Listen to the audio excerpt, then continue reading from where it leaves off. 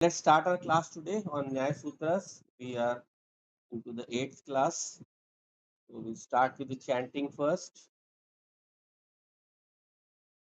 Om Sahana Bhavatu Sahano Bhunaktu Tejasvinavadhitamastu ma vidvishavahati Shanti Shanti Om Gananam Tva Ganapatitam Havamahi कविं कवीनामुपमश्रवस्तमं ज्येष्ठराजं ब्रह्मणस्पत आन शृण्वन्नोतिभिः श्रीविसादनम् ॐ सरस्वती नमस्तुभ्यं वरदे विद्यारम्भं करिष्यामि सिद्धिर्भवतु मे सदा गुरुर्ब्रह्मा गुरुर्विष्णु गुरुर्देवो गुरुरेव परं ब्रह्म तस्मै श्री तस्मै श्री गुरु.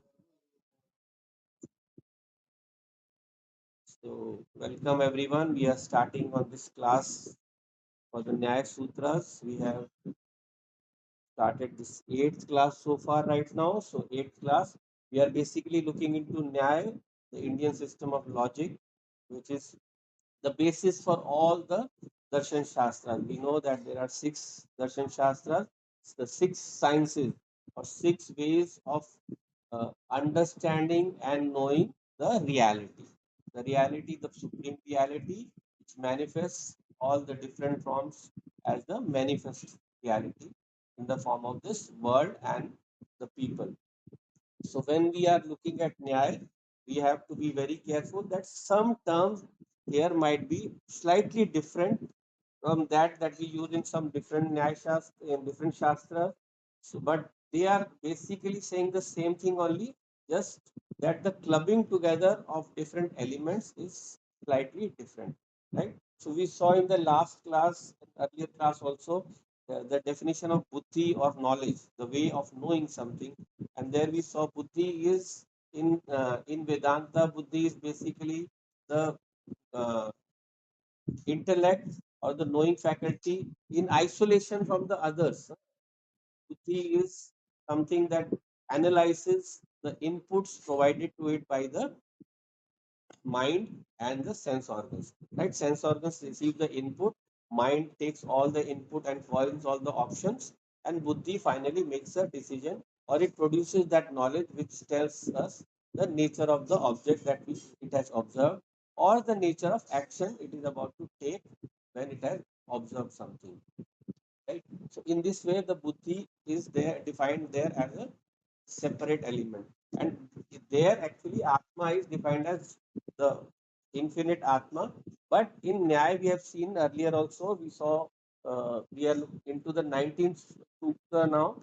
So 19th sutra is punar utpatti pretya bhav. I'll just share it on the screen, but we'll have to go back a little bit so that we can start from where we left off yesterday. So now when we are looking at this Nyaya Sutras and the 19th Sutra. What is the 19th Sutra? Punar Utpattihi Pretya Bhava. So, Pretya Bhav, what is Pretya Bhav? Pretya Bhav is when the uh, Jivatma or the Sukshma Shariram, it moves from one body to the next. Okay. So, what is this Sukshma Shariram or what is this Jivatma? We have seen here earlier also that when we are looking at the uh, Nyaya definition, then it takes the Atma as the Atma in the manifest plane, as the Jivatma, the entity that experiences the world, entity that observes, experiences, and takes inwardly or expresses all the objects of the world. It is able to derive joy and sorrow from the objects of the world.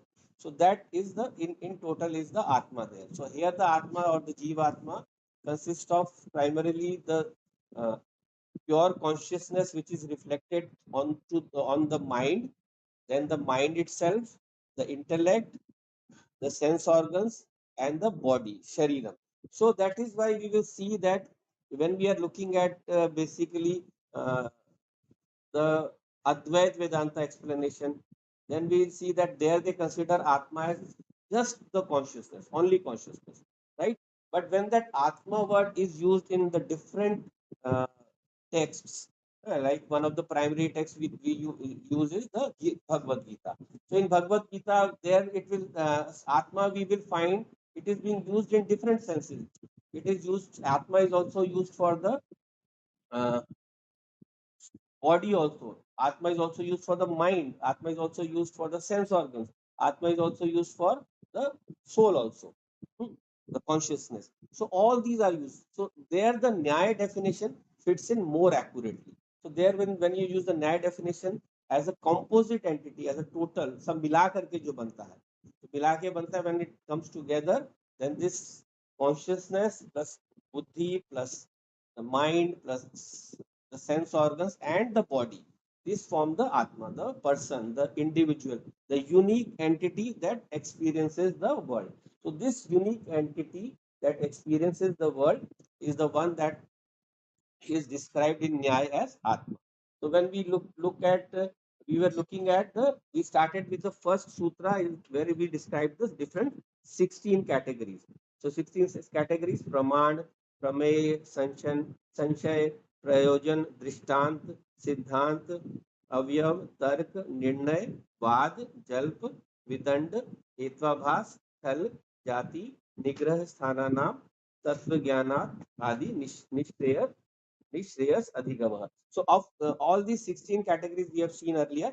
So next where we moved on to is the branching out of these 16 categories. I asked all of you to create a page in your copy or your notebook where you can write down these different 16 categories and their branches.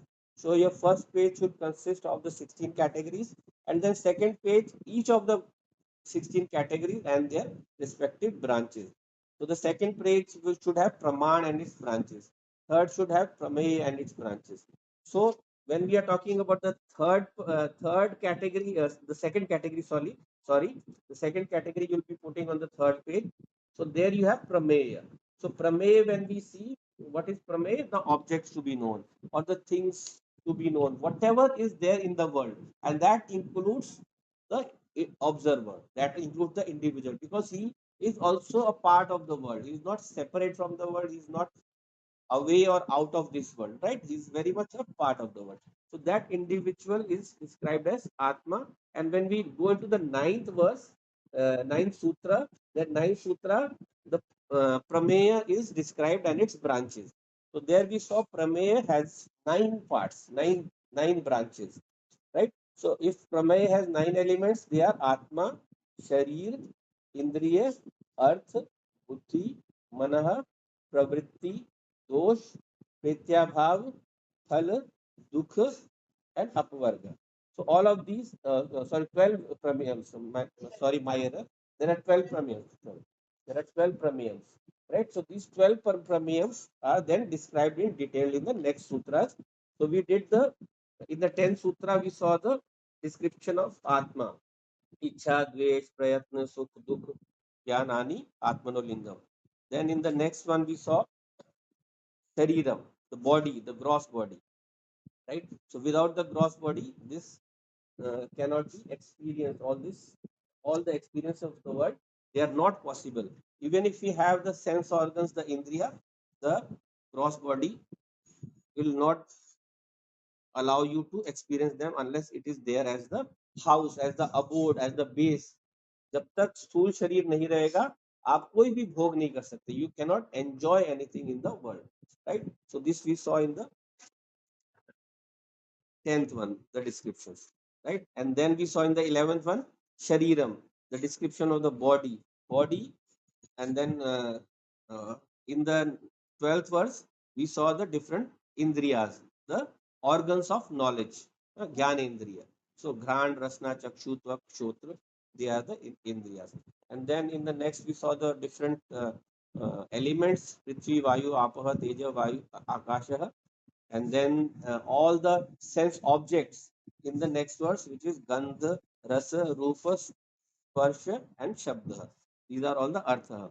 And then we saw in the 15th verse, Buddhi, the intellect or the knowledge part, the shining part, the part of the consciousness that produces the knowledge, right? So that was one there. And then the mind we saw in the 16th Sutra, Yukpad Jnana Dutpatti Manaso Lingam. And then finally activity in the 17th, Pravritti, and then Pravritti Dosha in the 18th. So now we are on to the 19th sutra. So what is it? What we read it earlier today in the class? What does it say? Punar utpattihi pretya bhav. So what is pret? Pret is when the body dissociates from the mind, right? So the mind or the sukshma sharir, rather we should say more accurately, the sukshma sharir, it dissociates from the mind, right? So this sukshma sharir then goes on to the next body. It searches on to the next body. So this when it goes searching, it finally finds the next body, it attaches onto the next body. Rather, the body is not something that you find or something lying around and suddenly come alive. The Sukshma will enter there. It has to be in the form of a body that is in the womb, in the place where it's about to take birth, right? So the Sukshma Sharir reaches for the body that will be the best vehicle for it to express its desires. So, what is the logic for that? Why should there be a body uh, that should be the abode or the dwelling place of this Sukshma Shariram? Why should it search out? Why? Because we believe, because we it's not only just a belief, but it is a logical expression that whenever there is an effect, there has to be a cause. किसी भी चीज का कारण होना पड़ेगा. So whenever something is done, it will produce some effect, right? So uh, if we roll a ball, then it will keep on rolling till the friction stops it and it comes to a stop, or someone else, some other conscious entity comes and stops the ball. Same way, whenever we do something, whenever we do any action, any karma will produce karma phala, right? Any karma, any action will produce its fruit. हर एक चीज का एक फल आएगा, हर हमारी क्रिया का हर. So for every action there will be a fruit. Now that fruit must go to the same entity who did that activity, right? So otherwise, there will be what we call a dosha, a fault. And what will be that dosha? That what we call negrinya dosha. What is negrinya dosha? That the Lord or Ishwar or the controlling power of the universe, he has hatred in his heart. Drina. Huh. Why? Because he is giving the fruit of someone else's action to someone else. So that is not possible. That is wrong, right? So whoever does the action, he only gets the fruit. So how will he get the fruit? In this janma itself, in this birth itself, we have done lots of actions where we are having those actions where the fruits are not attained immediately, right? Every action, it bears fruit after some time. So that fruit might come at a much later stage. It might come after we have, this birth is over also, right? And similarly, we have accumulated actions from unlimited previous janmas, unlimited previous births. So all those births we need to understand that they are all having some kind of fruits that are available for us to bear, जिसको हमने अभी भोग करना है. So for any particular janma, any particular birth, there has to be a fruit that has to be produced. So what we call the fruit for one particular body, that is called prarabdha.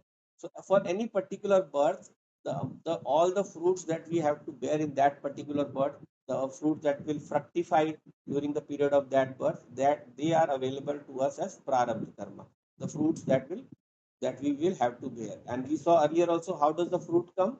The fruit comes in the form of a situation, right? So if you have done something good, then a good situation will come, and then we'll able to enjoy it. If you have done something bad, a bad situation will come, and then we have to learn to overcome the bad situation. Otherwise, again it will come, and so on.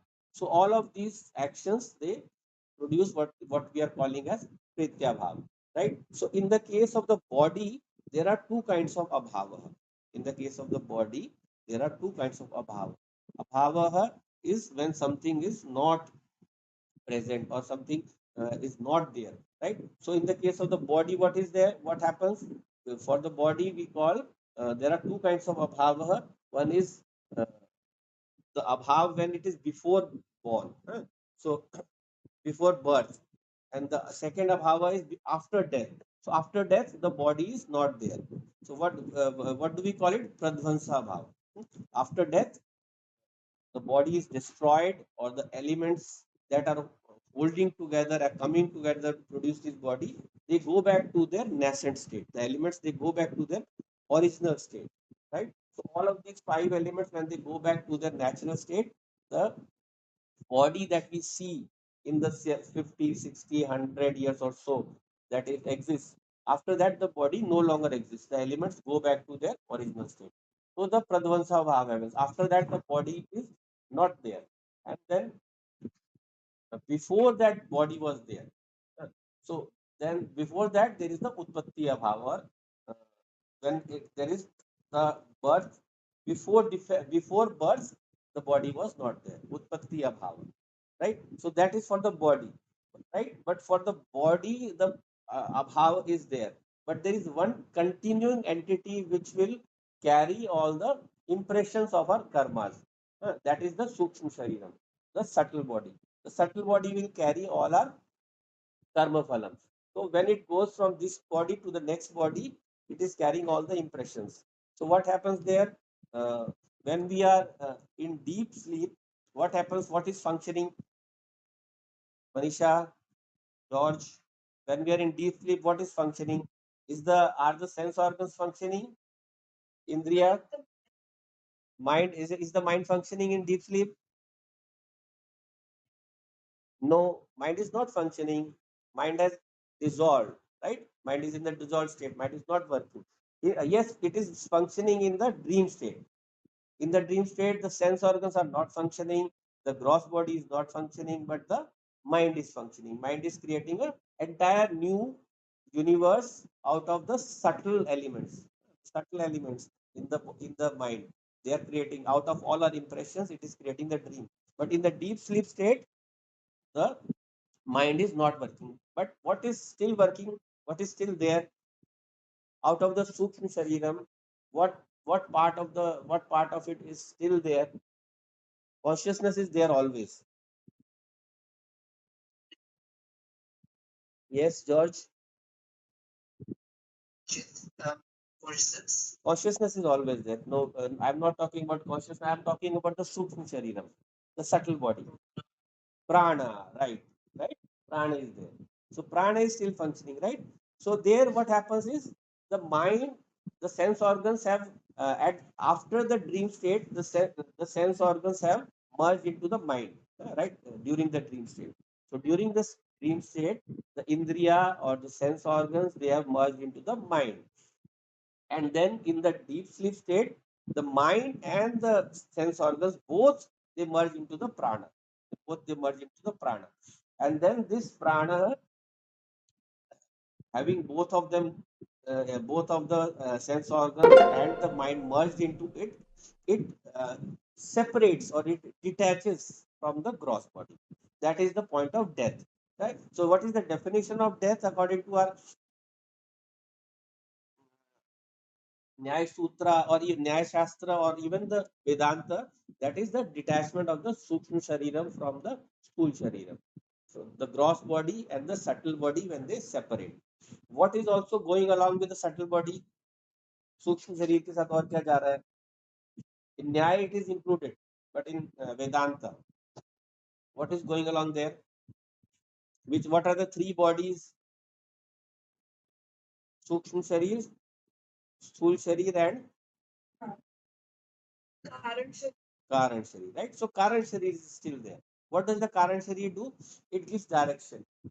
It pushes, right? Consciousness is always there. Consciousness is necessary to push, to give the energy or give the power to the Sukshma Sharir to move. Without consciousness, the Sharir cannot move. The Sukshma Sharir also. So Sukshma Sharir and consciousness are there. But then this Sukshma Sharir, it goes from there to the next body. So during that, the consciousness is carrying the Sukshma Sharira, right? And the Karan Sharir is searching for the correct body where it can stick onto, latch onto, hold onto, and be able to live out its next prarabdha phalam, next karma phalam, right? So in this way, the stool sharir goes on. Now, there is an intermediate stage also according to our Shastra. What is the intermediate stage? Stage that is Swarg or Nark Bhoga. So, whenever whatever actions we do in our life, we suffer the pain or we enjoy the pleasure of those good or bad deeds in a higher state, which we call heaven or hell. You can say in other terms, or here we call Swarg or Nark. So, there what happens is, can you experience anything without the gross body here? Gross body के बिना तो कोई experience नहीं होता, right? We saw in the sutra on the gross body here, uh, which was uh, the 11th sutra. Cheshta Indriya Arthre Ashraya Shriram. So the Shariram is the Ashraya for the Cheshta efforts and the Indriya, right? So in the gross body, you can experience the different uh, sukha and dukha, joy and sorrow, right? Those you can experience in the gross body. So there we are given what we call a separate, subtle gross body. It is a sukshma gross body. Some call it in some shastras. It is called the bhog sharira. Bhog sharira. We are given a bhog sharira. Only we can enjoy. We can experience the pleasure and the joy, but we cannot create any new karma. So whenever we go to Swarga or Naraka, we are not generating any new karma. We are only enjoying or suffering our previous karma, right? So once that has been borne out, then we come back to earth to go for our next. Unless we are liberated, then this bhog is not there. Swarg Narak is not there, right? So when we in this manner, this pritya bhav that we are talking about, it goes through the stage of detaching of the sukshma shariram, the subtle body, from the gross body. Then it goes into the bhog, and then it goes into the next body. So that is basically Kritya Bhav, the coming For together 9 days of of the subtle Sharir from one body and moving to the next body, and there it attaches to the next body. That is why we use the word ghost. For ghost, we use pret, right? So what is a ghost? Their ghost only subtle body is there, right? Pret is there. So there only subtle body is there. But what is that subtle body doing? That subtle body is still stuck onto the world. It has not given up its attachment to the world. So it will keep roaming into the body unless it is able to give up the thought that yes, it to experience its remaining karma, it can join onto a new body. It can latch onto that. But somehow it is attached to the people it experienced there, and to the uh, to the things or the places that it experienced in its previous janma. So it is not willing to leave. But we also, if we read the shastras more, then we can discuss next time, maybe in another 2 weeks, about the yugas. A lot of people don't have the concept of the yugas. So I'm thinking of taking a separate class. Maybe we can do it on both Clubhouse or maybe Zoom both. So what are the yugas and what is their length span? What is the length of a yuga? We can do this later on. So, but right now, if you understand that uh, when a subtle body is in that state where it is what we call uh, in the pitri state, in the states where our forefathers are, then their time takes on a different dimension. So the our different shastras say there it is 30 times. So one day of the pitras is like 30 days of those on earth. So very quickly, the time goes by when it is in that state, and that prayer is able to experience some of the people it was attached to. It will watch over some loved one or some hated one, and maybe even try and trouble them and torture them. So, okay, that is not basically part of this. here, but I'm just giving you a broad overview because of these things you read in other shastras, right? So when it goes from this body, it then attains the next body. So that punar utpatti pretyabhav. So the 19th sutra of Nyaya Sutras, it says punar utpatti pretyabhav. So the sukshma shariram goes from one body to the next body. I hope it is clear. So now, why does it go from one body to the next body? That is due to the phalam, right? So we read the 20th sutra. If you are going to the 20th sutra, pravritti dosh janito artha phalam. So what is phalam? What is the fruit? What is the fruit of any action? The pravritti dosh, something that is born out of pravritti dosh.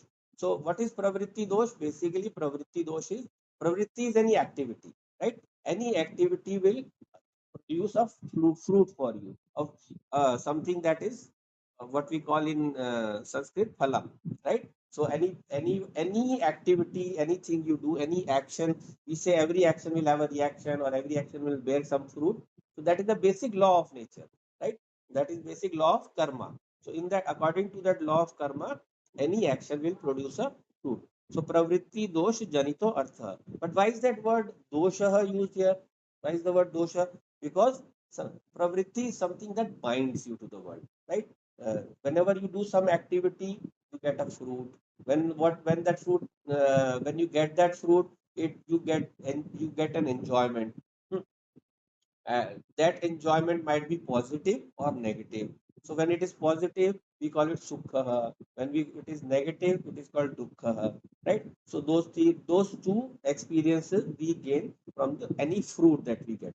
We get negative fruit also, right? Someone as we have abused someone, and he has come back and given us a tight slap. So we will have dukkha, right? So in this way, this pravritti will generate some artha, and everything has will have a fruit, no? Everything has a fruit. So we do any activity, then we get a fruit, right? So someone was telling an interesting thing. So he says, what does the cow give us? गाय क्या देती है हमको? What does the cow give us? Manisha, you want to try? George, what does the cow give us?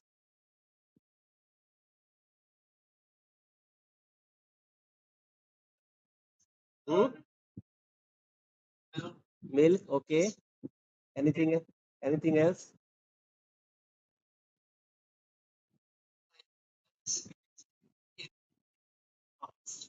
Hmm.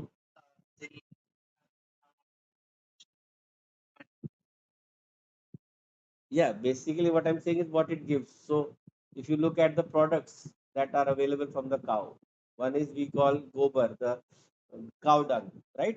So the cow dung it gives, it is used for different. Uh, even you burn it for fuel, right? It gives gomutra, which is also used in medicinal ways and in other ways also, right? Then we are when then you said milk, right? So गाय दूध देती है, cow gives milk. But does the cow give milk? No, actually, cow does not give milk. You have to take out the milk, right? You have to take out the milk. The cow will not give the milk on its own. Okay, so this Zoom meeting is 40 minutes only, so 10 minutes it will expire, so we'll restart there. Okay, so the cow gives us milk, but we do not get the milk on its own. We have to do some activity. So here we have pravritti. That pravritti has to be there. For the pravritti to give phalam, we have to make some effort. So for us to get the milk from the cow, the phalam from the cow, we have to do some effort, right? So pravritti dosh janito artha phalam. So in this way, every action it gives us some kind of fruit. And what does the fruit entail? What does it include? It includes a negative aspect. It is dosha. What is this dosha? It will give us dukkha and sukha. But the sukha and dukkha, the sadness and the joy and sorrow in itself, they are not a dosha. But what is the dosha? It is our attachment. It is our attachment to that joy and sorrow. When we what happens to the joy aspect? Whenever we experience something good, we want to experience it again. So that is a attachment. And then another part is the negative attachment, or you can say aversion, right? Raga and dvesha. So those raga and dvesha are basically the doshas. So dvesha is what we experience something negative. We experience something negative out of an interaction.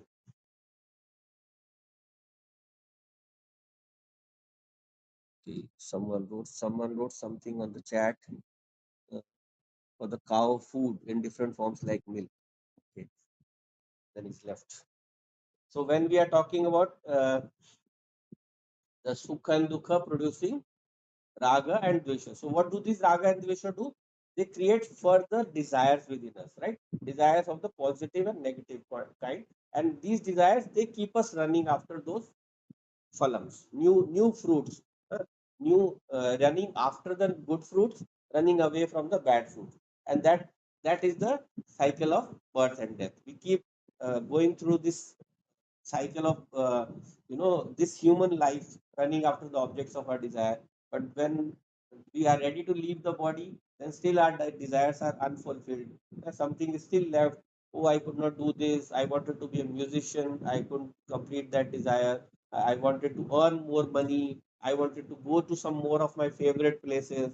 So all of these unfulfilled desires, they remain, and they are basically the dosha. And they take us to that pretya bhav, which we saw in the previous sutra. The pretya bhav, the running, the going from one body to the next. So in this way, this pravritti dosh janito artha, that is phalam. That phalam, that fruit is what, where does it come from? It comes from that pravritti dosh. It is born out of that pravritti dosh. Pravritti dosh janitaha artha, the object, the substance. So the substance that is born out of pravritti dosh is called phalam. So in this way, we are able to generate different fruits, and they are the main cause of our transmigration, the migration of the body from one migration of the soul or the atma from one body to the next, or rather we should say the sukshma shariram, from one body to the next. And so what then what, we said that from that pravritti dosh, what the phalam is generated, the phalam is of two kinds, sukham and dukkham. So what are they? We look into the next sutra. We look into the next sutra. We shall read that.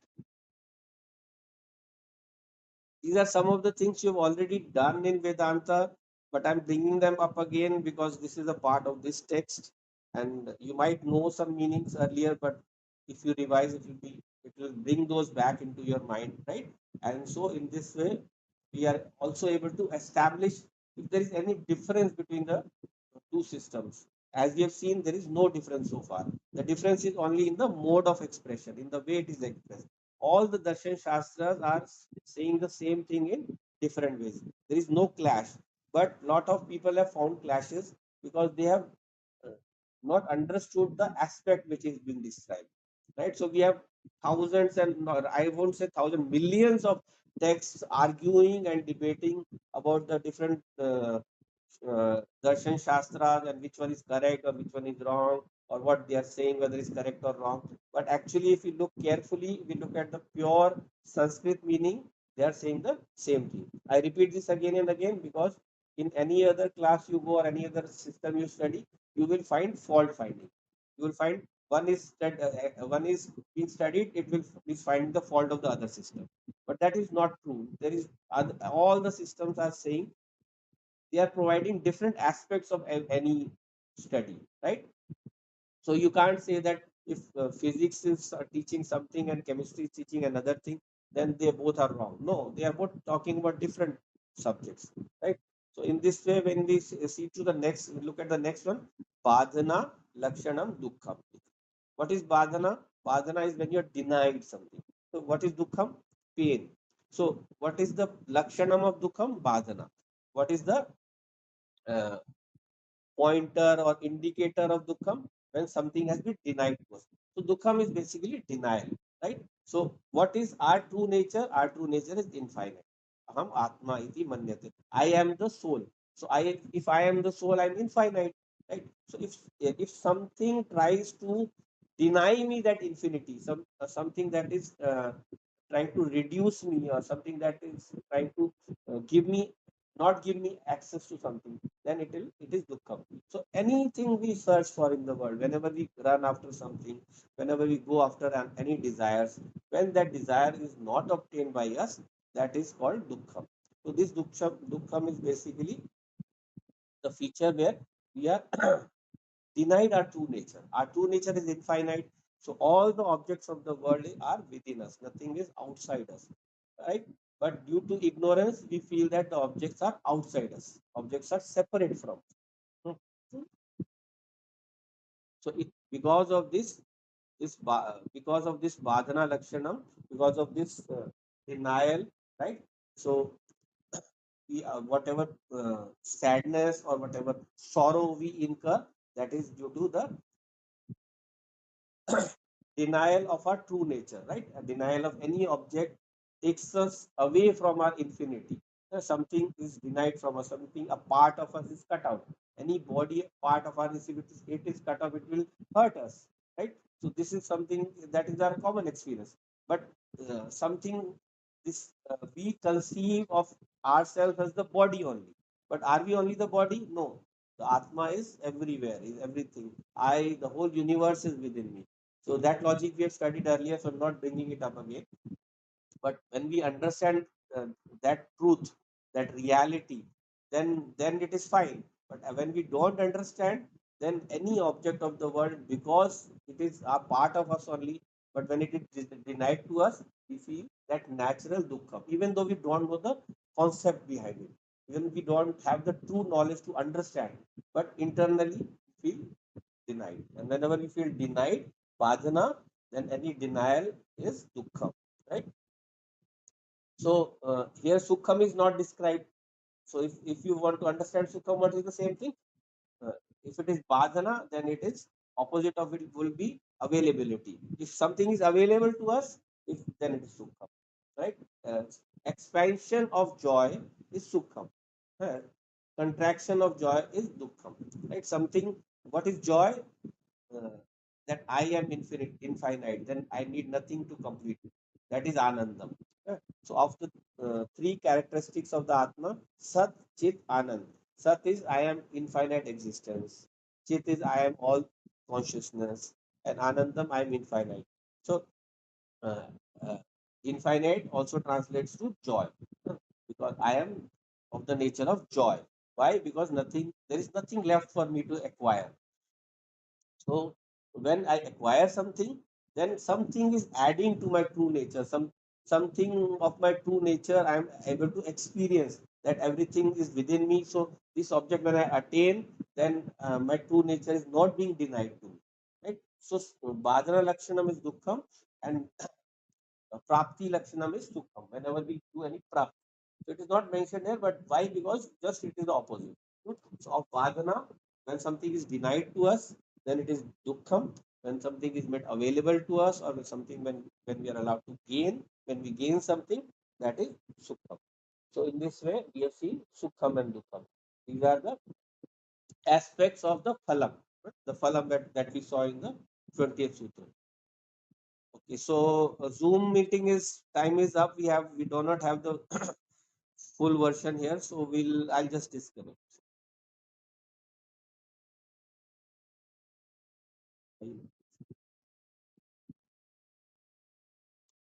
Okay, so we are welcoming back our members on Zoom who are joining. Sorry for those who are on.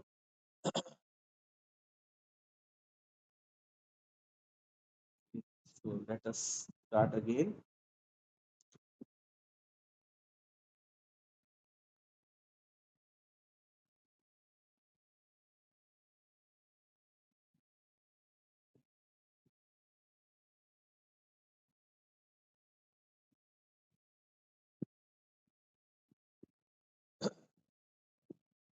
Sorry for those on Clubhouse. We're just starting the class.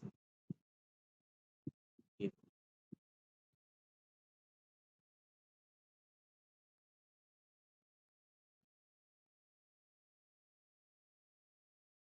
George is joining. Okay, so now we can start. We can begin the class. Let's continue.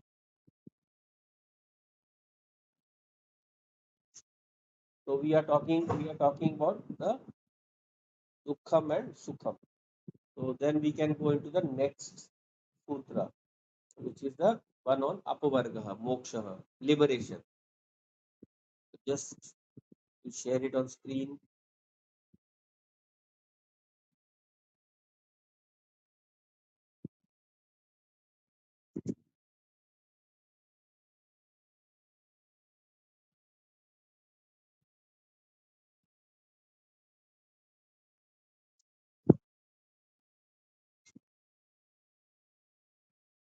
Okay, so now the next sutra is the 22nd sutra.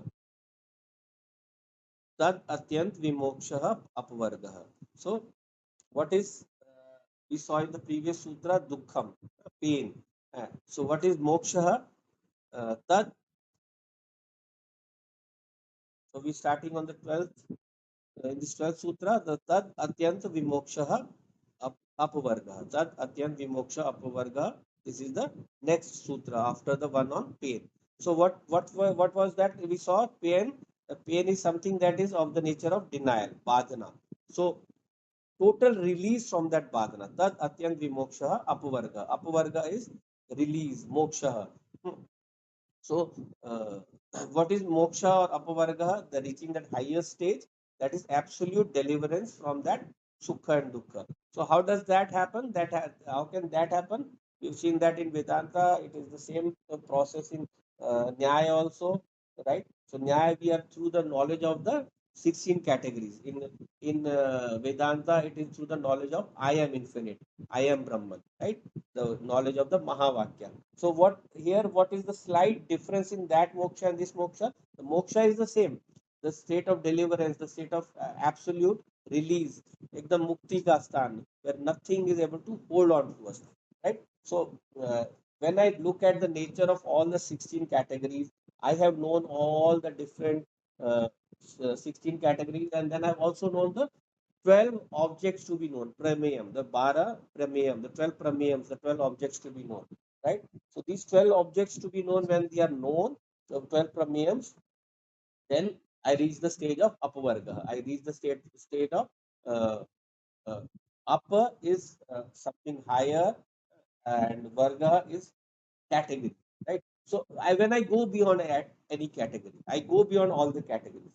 So when I go beyond the 16 categories, I see myself as not the limited Atma, or but as the infinite Atma. Right? I see myself in my true nature. I see all of these other things as temporary. I see Sukham and Dukkham as something that is coming and going of the nature. It is of temporary nature. It is not of my true nature. And when I learn my true nature, I am able to reach Apavargaha or Moksha. So in this way, all the dukkhas that we have are I'm able to leave them. What are the three kinds of dukkha? If you look at the divisions, adhyatmic, adi bhautik, and adi devi. So whenever we are in this world, we face a lot of dukkha, we face a lot of sorrow. So adhyatmic is when I experience any pain or any sadness from my inner mind internally, uh, that is related to any thoughts. When I'm having an internal desire for something, that person is not available, that thing is not available. Then adi bhautik, it is in the nature of bhuta, objects, the objects of the world. So when any of the objects of the world are not available to me, then I have some certain kind of pain. Then you have adi devik, that kind of pain, that kind of dukkha. It happens when our actions are not in sync with the flow of the universe. Then the universe strikes back, right? If I don't take care of the nature, I dirty the river, then it will come back and it will hurt me, right? Do uh, if I do indiscriminate farming on the side of the river, then after some time the river will flood. It will wash away my crops. So in this way, we have to be very aware of our duty towards nature. The five duties, the panchakarma. The five duties I have to be aware. I have to be aware of my duties to the people around me. I have to be aware of the duties to my elders. I have to be aware of my duties to the beings around me. I have to be aware of the nature around me. And I have to be aware of my own study, Brahma. So I have to be nature of my own education. Whenever my education is incomplete, I tend to suffer any kind of sorrow. It will, I am neglecting my duty. Is a neglection of my duty. So when that neglect of duty happens, I suffer dukkha. But when all of these dukkhas are understood as temporary, as coming and going of the nature of temporary nature, then I am able to go beyond them. I am nivrittaha. I am free. I am beyond all bondage. Right. So in this way, I am able to reach beyond the stage of the different sukha and dukkha.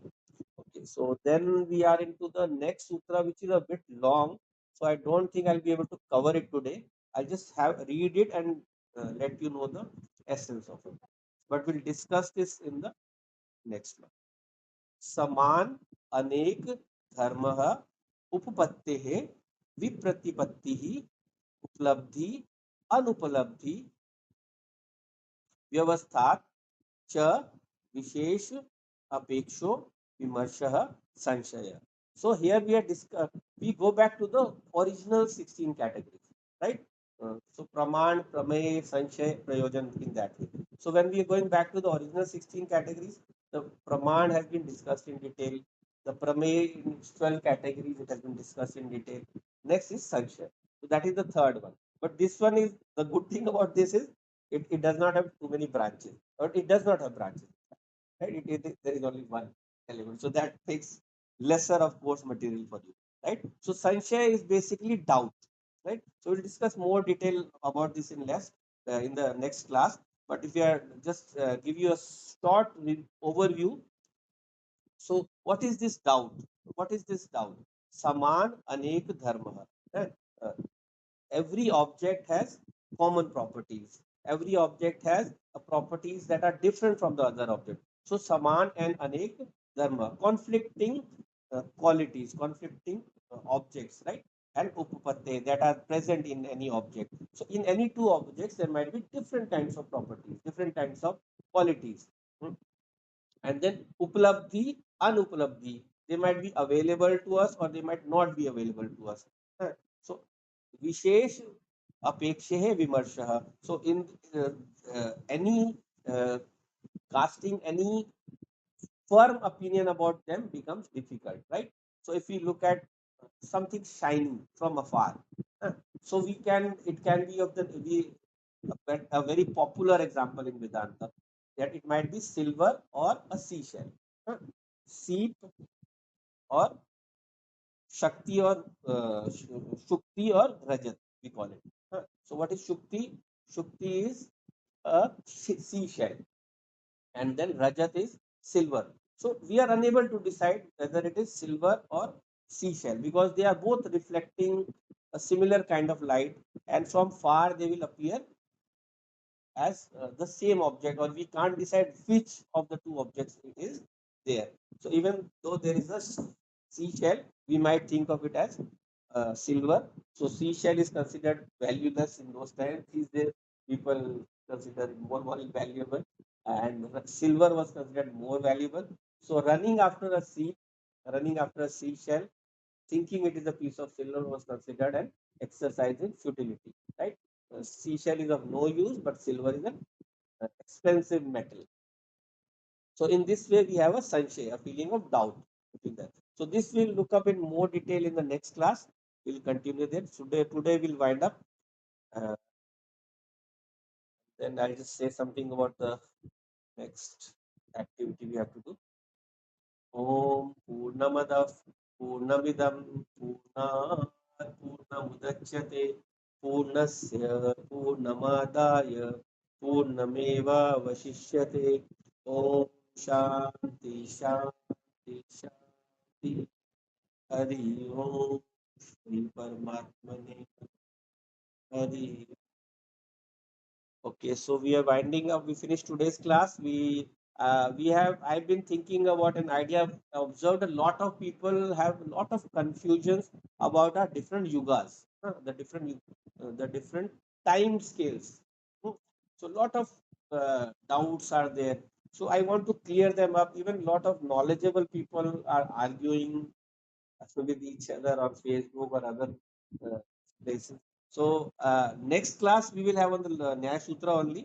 But another one, I'm giving 14 days for you to call other people who might have doubts. If anyone wants to know more about the yugas, we will discuss them in the Sunday after the next one, in 2 weeks from now. So we'll put up any notice about that on the different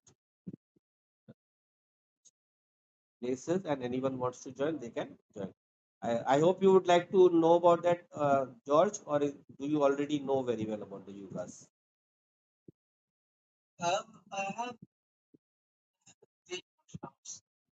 Okay. Yeah.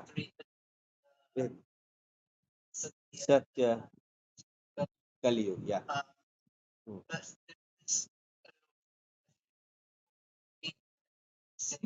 Yeah.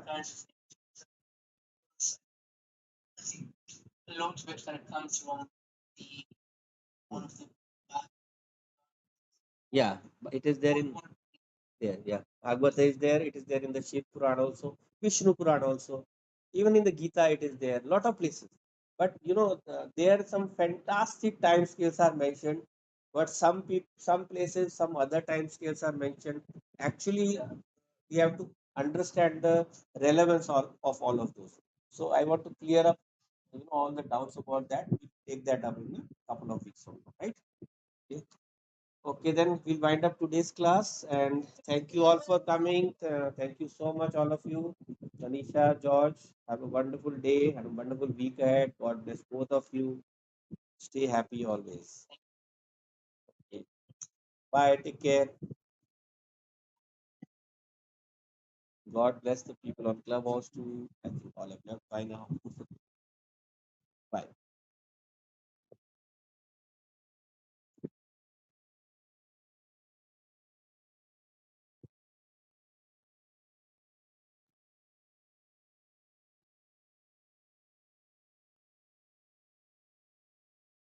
Someone was asking to.